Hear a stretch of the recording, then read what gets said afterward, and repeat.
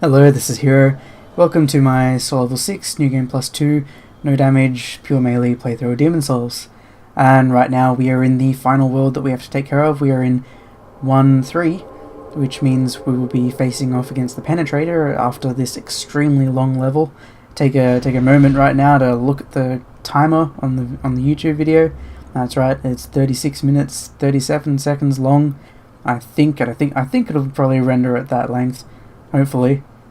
And just realized that I had some frustrations with this area.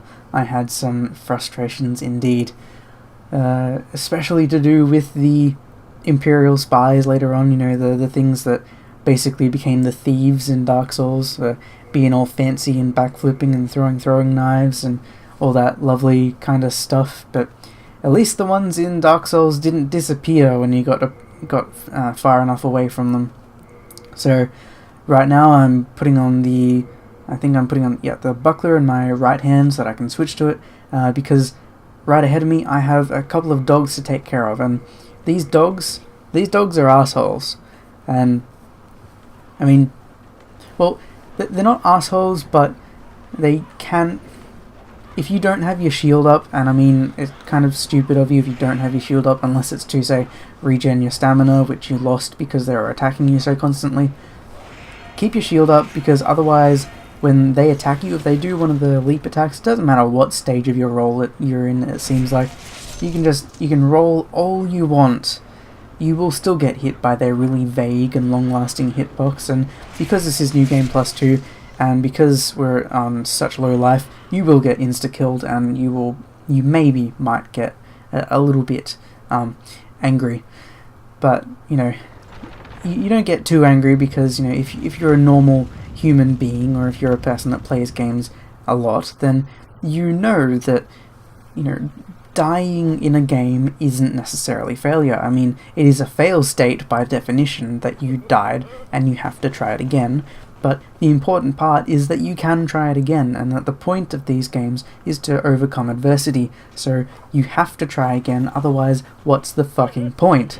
Because it's a game. You do this to challenge yourself, or to unwind, or to relax. And I mean, you can say that, you know, you don't necessarily play games to challenge yourself, but if you're watching my videos, and if you play any of the Souls games, then you don't just play games to unwind, because these games have an inherent level of challenge in them. And like situations like this, where you're rebanding off shields, and you know, you've got 3 enemies on you at once, and you've just been kicked, and your guard's been lowered, and you've got to roll out of the way quick before you get hit. This isn't relaxing. Well, I mean, it is to me, and probably to a lot of other Souls players, but not to everyone, because it's an intense sort of game. It requires a bit of thought, and you know, until that bit of thought becomes automatic, then it's quite a complicated thing to deal with. And this is the start of probably the most frustrating part of the game for me. And now, down right here, there's a halberd dude, and he's not too hard to take care of, especially when you can land on his head like that and stun him. I like how you can actually land on enemies' heads, and you do actually stun them for a bit, and it is a fairly substantial stun as well. And I thought, oh, I've never actually been down this staircase. Oh shit, there's an Imperial spy down here. Shit. And then there's that attack, that sideways roundhouse kick that goes right around your shield and hits you no matter what. And for the first few times that I got hit by that attack, I didn't see myself getting hit by that attack specifically. I just saw myself getting killed for no reason, because, you know, what's the matter? I had plenty of stamina, I had my shield up, why on earth am I dying? And it wasn't until I looked back at, you know, a little bit of footage, and, you know, did a little bit of testing myself, because at one point I was like, well, alright, fuck this, I have to try and learn the enemies a little better, and instead of, you know, trying to play through the level in order to get through the level, I played through the level trying to get better at facing the enemies. And there you see me getting hit by a crossbow bolt and dying, and leaving a loading screen in. Lovely me. Now that you've tuned back in, and I've tuned back in, and I started recording again, you've probably gone, but what loading screen, hero? What loading screen? We didn't see a loading screen. Well, I kept my recording track, and I just went back and edited out about 3.5 minutes of getting back to this point of the level. You can see my bloodstain there as proof and everything. I left a loading screen. I hate leaving loading screens in. Why? I don't know why people leave them in. Like, unless it's a... I know why people leave them in, because they're fucking lazy. But if it's not, like a live commentary let's play, and you're actually talking over the loading screens, and that kind of thing I can understand. But just leaving it in out of laziness, it's like, why are you making content for YouTube for people to watch? People don't want to watch the fucking loading screens. People usually don't even want to watch you redo parts that you've already done. I mean, unless it's a let's play and people get humor from you failing repeatedly, because I can understand that. That's why anyone ever watches DSP. But why do people leave loading screens in? I don't know. I guess I'm going a bit too heavy on this. Like, calm down. It's not such a big deal. It's just a loading screen. I gotta calm down. So as you may have seen, we had a Imperial spy to the left. Down that corridor we have a crossbow dude, and up just ahead to the right there is another Imperial spy, which we've already taken care of. And up to the right again, down the corridor, once you pick up a shiny, an Imperial spy will drop down and attack you once again. And I've never not picked up the shiny for some reason, so I've never been able to test if not going down there means that the Imperial spy doesn't ever spawn, because if so, then I've just added an unnecessary step to every time I have to come through this place. And that makes me angry. That makes me a little bit angry. And, I'm feeling, oh, maybe I should go back and test that, but I'm like, I don't want to touch Demon Souls again at the moment. I mean, I do like the game, it's just, I don't, want to play through it again at the moment, because this is my problem with maybe doing New Game Plus 7 sort of stuff, because you have to beat the game 7 times before that. You have to do normal game, and then you have to beat New Game Plus 6 times just to get to New Game Plus 7. And if we're being all that honest, the modes aren't that different to each other. Like, the biggest gulf of difficulty between any of the difficult modes would be New Game Plus, the first one, and New Game Plus 7, because the HP boosts that enemies get and the bosses get are actually kind of substantial at that point. But moving from level to level to level, like, this playthrough didn't feel any different to the original New Game Plus the New Game Plus playthrough that I just did. So I don't have the patience to feel like I'm playing the same game 7 times over just to do it a 7th time and record it and put it up on YouTube and say, hey, look, I did New Game Plus 7, because that's the only reason that people do this, because it gets to New Game Plus 7, which is technically the hardest the game will ever get, because you have the scale, like, the scaling just stops there. After New Game Plus 7, you can go on to New Game Plus 4783 if you want, but it'll never be as hard as New Game Plus 7 was. In fact, because you've played the game more often, the game may actually just be easier than it ever was, because if you've played it 4,000 however many times, then it's likely that you're not too bad at it anymore. And look at this situation here. I just ran in with I threw a Soul Remains and I ran in with the Storm Ruler, and I went all Rambo on it, and I actually see this is one of those bits that this would have been so simple with the Lava Bear, just like shooting things from beyond their range, and they wouldn't have even known I was there, and then they would have just died.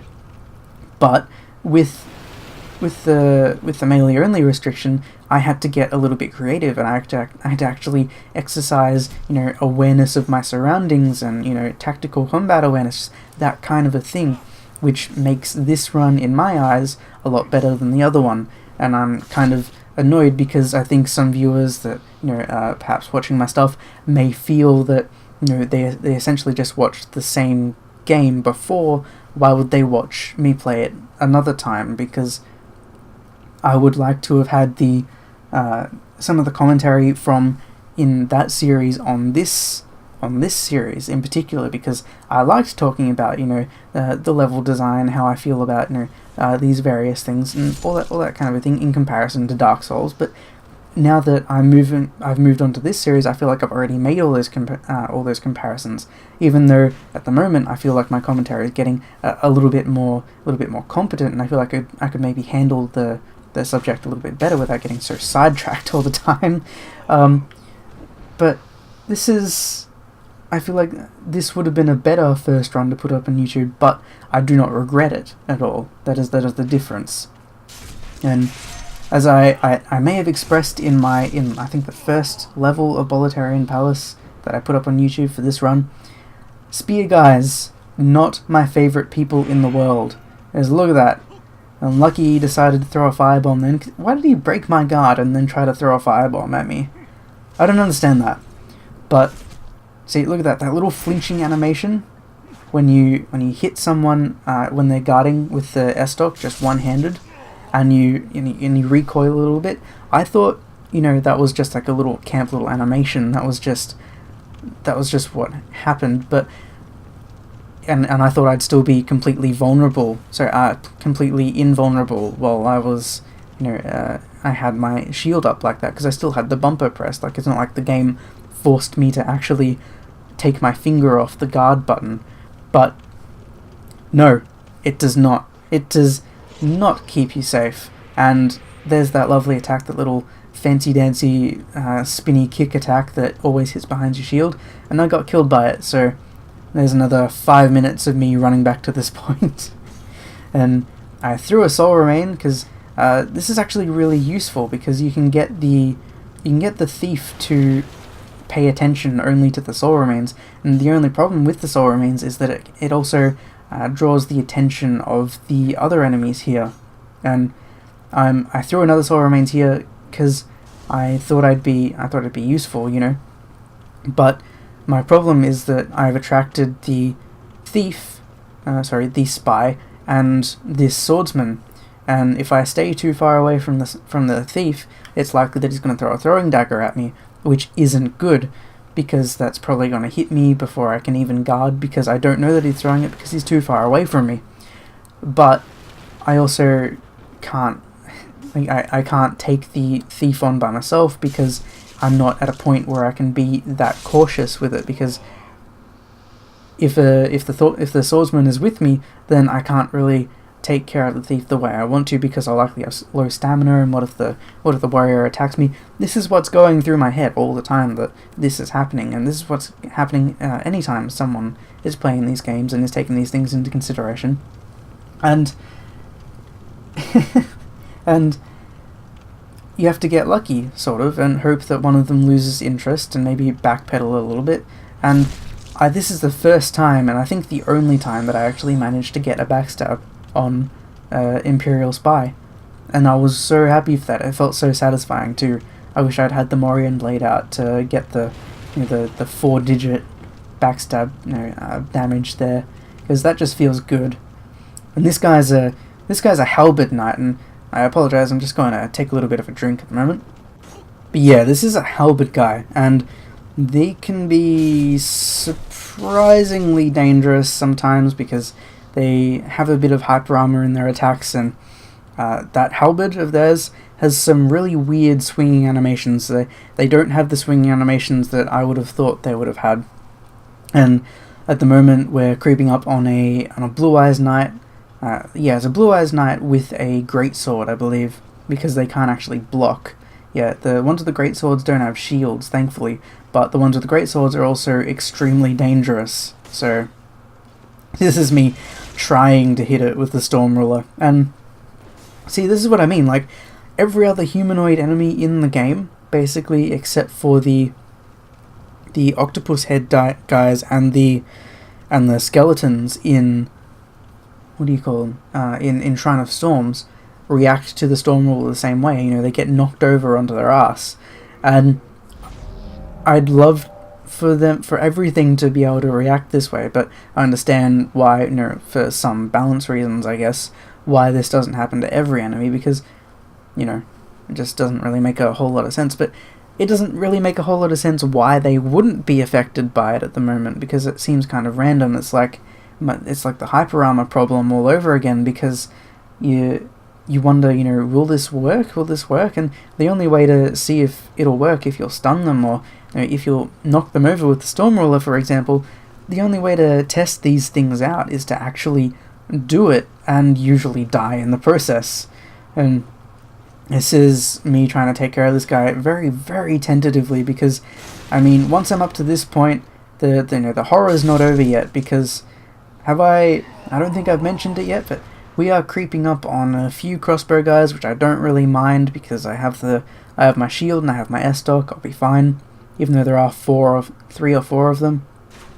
But that little hallway just up ahead, that is where the 2 Black Phantom Fat Ministers spawn in after you've moved into the little hallway with them. And this is evil.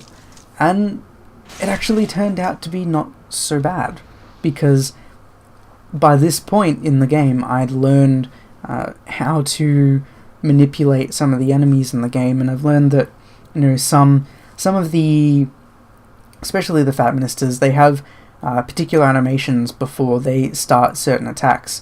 And see here, I'm trying to goad the spawn into happening, because I think I get it on my 4th try. 3rd time wasn't quite the charm, but I've learned. Yeah, there we go. They spawn in. How evil is that? You basically have to run out straight away. You have to know it's coming. And I guess after the first time you die to that, you do know it's coming. But what I do here is actually, oh come on, just do it. I'm getting the Dragon Longsword out, because the Crescent S-stock isn't too effective against them.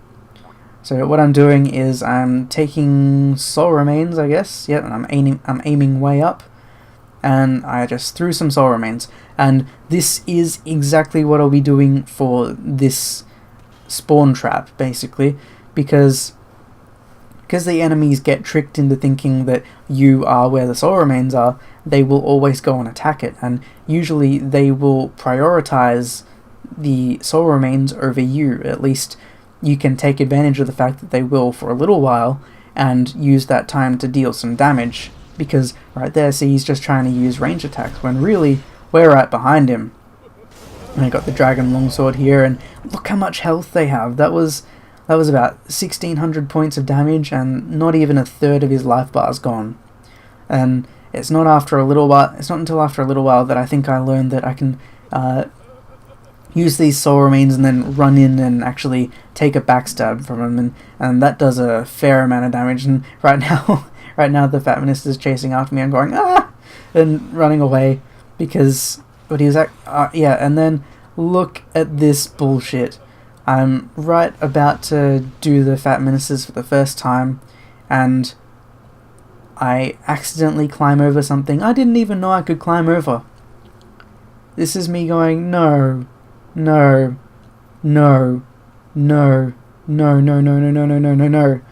because I'm just thinking, I knew you could climb over the side of the wall just to get to that, to get to the Penetrator's sword, that little shiny that's there. See, this is me just sighing, because I'm like, well, fuck, what do I do? Because at this point, I can't survive a drop down, so I have to heal. So I use a New Moon Grass, and I hop over the side. But then I realize once I drop down that I actually don't have any way to give myself hyper mode. So what I tried to do was walk up to, the flaming boulders at the very start of 1.3, and I tried to just hurt myself there and get back down to hyper mode. But unlike the fires in other places in the game, that is a one-shot.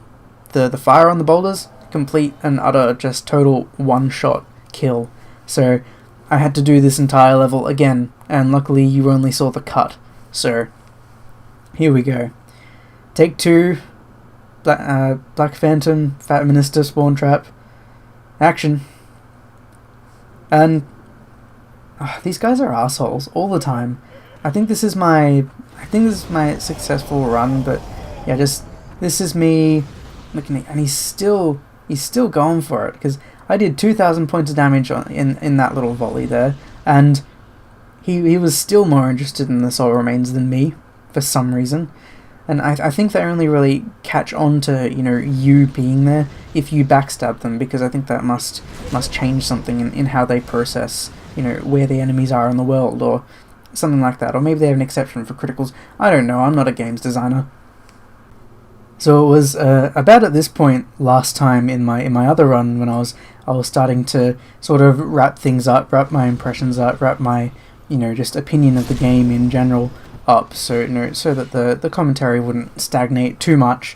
And I was getting to the point where I was considering the melee only run, and I was saying, maybe I probably won't put it up on YouTube. I might put up highlights, but, you know, then I thought, this is going to be an entirely, like, new run. If it's going to be a good run at that, then why don't I put it up on YouTube, you know?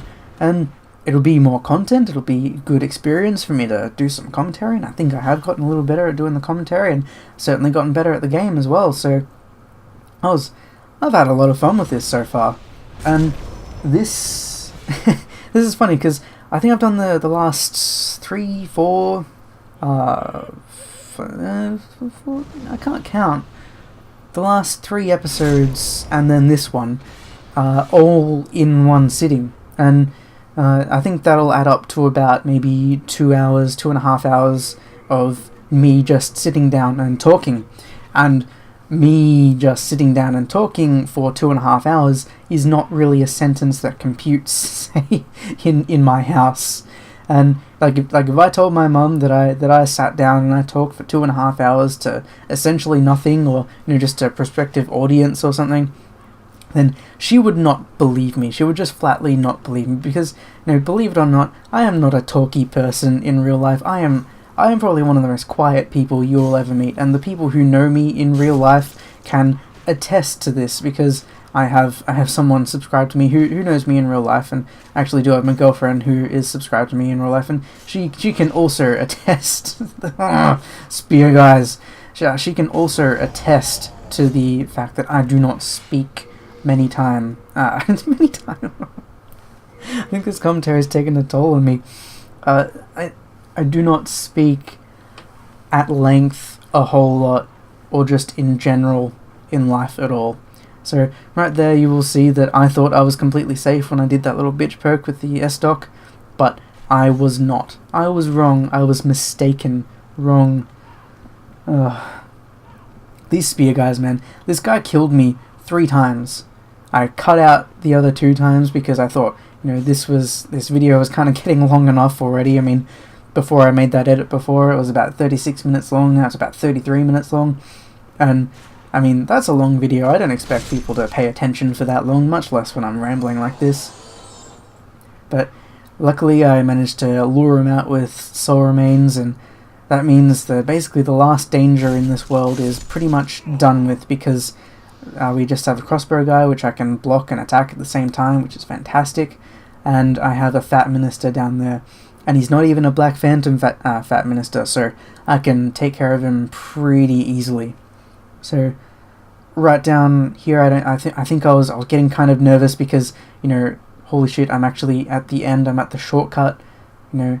So I threw a soul remains and got him to basically just attack the wall there, and almost killed him in a single backstab. They have a lot of HP actually, even in New Game Plus 2, without being a do my little spin, without being a Black Phantom. It's a surprising amount. And when I was doing this playthrough, I had fully intended on, like, getting Ostrava to follow me all through, you know, this part of the game, just to, you know, to follow me all through Bolitarian Palace. But after I picked up the brass telescope from him, I didn't anymore. I didn't feel like I don't know, I couldn't be bothered anymore. I'm sorry for me standing still then. I think I took a drink, or, you know, did the Freddie Mercury fist pump into the air, that kind of a thing. But now we're on our way to the Penetrator, and the way to the Penetrator isn't that difficult. I don't know why I went back there. I thought there was something shiny in there. Apparently not. No, there are 2 halberd guys here. Lovely soul remains. Yeah, I think at this point, because it was actually kind of early in the morning, I was I was actually watching one of Warchild V1's streams as well. Check out his channel. I was watching one of his streams while I was doing this part, and it was kind of getting early in the morning, but I'd been up since much earlier, like I'm used to now, because I used to be a complete night owl, and I guess I kind of am, but I'm kind of a reverse night owl. I get up stupidly early, like 2:30 to 4 o'clock in the morning, and then I go to bed quite early at night, like 7 to 9 o'clock. So I get a decent amount of sleep, but I do actually manage to get some things done that I want to get done in the morning, sometimes.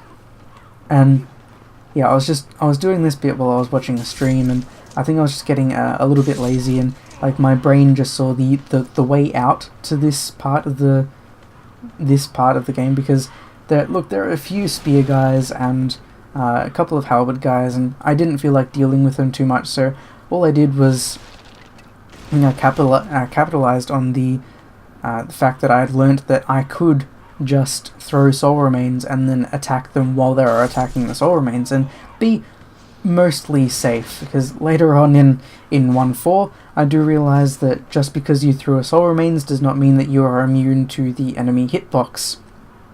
I think you will see that a little bit later.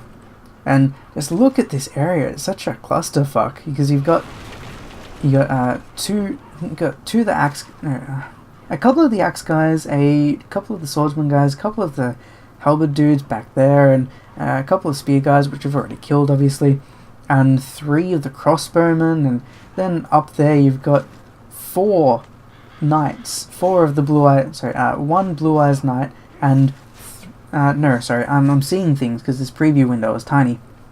I'm seeing 3 red eyes knights with the spears, and the fat minister, which you actually don't have to fight at all. And this is a scary, way up to the boss, and the boss itself is quite scary when you first walk into it, because he's not. He looks awesome, and I'm so disappointed still that you can't get his armor set. And look here, I was just trying to take care of the situation, kind of all clandestine and throwing soul remains, and I just ran into the tripwire for the cutscene, and I kind of got a bit spooked by it and ended up walking all the way back. But I figured I was wondering what to do here, because if I got too close, then it was quite likely that the Red Eyes Knights would see me, and once Knights have your aggro, especially if they're the Red Eyes Knights, they don't seem to get distracted by the soul remains very easily. So even if they do see you, and even if you do manage to throw one before they get to you, it's not too likely that they will just go for that. What I did there was just throw soul remains in, and then I've realized that, oh wait, everything gets attracted to it, and it leaves this really large gulf on the right side of the staircase completely free of enemies. So I decided what I was going to do was just throw more soul remains. And this is highly effective. This is like in the Shrine of Storms, when I put my shield in both hands, and I think I throw a soul remains, and then I just ran through a part with a couple of golden skeleton Black Phantoms and dual katana skeleton, who was also a Black Phantom, which, if you don't know, they have crazy amounts of health, crazy amounts of resistance, and they do crazy amounts of damage. That is basically Black Phantoms in a nutshell. And the reason I'm having trouble throwing this soul remains because that crossbow guy keeps throwing his shit at me, keeps shooting at me. So what I'm doing right now is just, I've avoided that one crossbow bolt, and now I'm bolting for the door. And the good thing about the Thief's Ring is that once you actually get to the door, you are basically not in any danger of being noticed anymore, even without the Thief's Ring. So what I immediately do for this fight is I switch to the Eternal Warrior's Ring, which you get by killing the old King Doran in Boletarian Palace Part 1 in the Mausoleum. And yeah, I love this cutscene because it just gets absolutely shish kebabbed by the Penetrator, which is basically why he has that name, because he's got a really long sword and he likes to use it. I think I've voiced this this little thought before, but I hate the music. I hate the Penetrator's music. I hate most of the Boletarian Palace boss music, except for Old King Allen's, which is one of the best tracks in the game, I think. Which is a bit of a weird sort of gulf of difference to have. So yeah, this guy is kind of scary. He's scary looking because his attacks look like they hit much further than they actually do. They're actually a lot easier to avoid than you'd think. But in my last run, you got to see me sort of just learning a process for taking care of this boss. You just want to lure that forward dashing attack that he has, that one that he's doing right now, and then you want to do an attack right there. But I missed with my first one, didn't get to stagger him, and then he completely stabbed me through the chest and threw me against a wall. And I hadn't seen that animation before, so I was pretty happy to see that. I thought that was so cool, because some of these things, if you don't ever get hit by them, like the soul-sucking animation from Old King Allen, if you don't get hit by it, then you'll never see it, and that's really disappointing, because some of these things that they take the time to animate, like with the new Devil May Cry, the DMC Devil May Cry thing, which I still don't get the name of, but I like the game. If you take that, for instance, there are so many like little cutscenes that they put into the game, or little animations for if certain circumstances happen. Like if you parried this obscure attack, sometimes you'd get like a unique line of dialogue and a little cutscene playing as well. And oh, look there, I just iframed through that attack. Yeah, so in my last playthrough, when I was fighting the Penetrator, you got to see me die a few times, and in the final one, you actually saw me figure out how to beat him, and this was by ignoring all these other attacks and luring that one attack, and rolling right into him and getting him with the 1 or 2 R2s, and that is exactly how you beat this boss with the Dragon Longsword anyway, because every time you do it, it's pretty much an almost, unless he jumps away like he did just then, you get pretty much a guaranteed 1400 damage, or at least a 750 or so damage, and that's a lot. That is a lot of his health bar. Because I wasn't actually scared in this boss fight. Not like, well, I don't get necessarily scared in other bosses. I just get anxious because obviously the health bar's going down, and you're getting closer, and it'd be great to not have to do that bit before this again. So hopefully you can get it done. And there we go. He was done. That was actually my second try, because you saw every try against the Penetrator this time. Last time I think I cut out 1 or 2 that were just boring, but you saw me just then kill those 2. And what I like about this actually is that you get 115,079 souls from beating the Penetrator, but you get about 148,000 from beating Flame Lurker, and the Penetrator is boss 3 of Boletarian Palace. Granted, he's not the final boss of the world, but he is a fairly substantial boss, and he's not too easy until you figure him out. But they've actually weighted the amount of souls that you get from, say, Flame Lurker appropriately, which is nice to see, because they do realize that one boss is harder than the other, even though they are on different tiers of the same sort of level by level boss scheme. So this has been 1-3, probably the most frustrating level for me, and thank you for watching. I will see you in the next video.